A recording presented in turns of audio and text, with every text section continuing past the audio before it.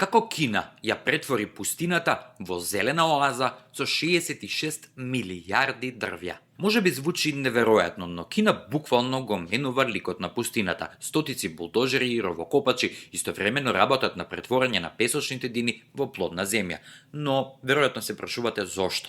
Песочните дини можат да се движат и до 20 метри годишно, а кога ветровите се силни, песокот се шири и ги уништува земјоделските површини. Затоа првиот чекор е нивно изремнување, за да се забави ветерот. Потоа се садат дрвја отпорни на суша, како песочна врба, каранга и сакзал.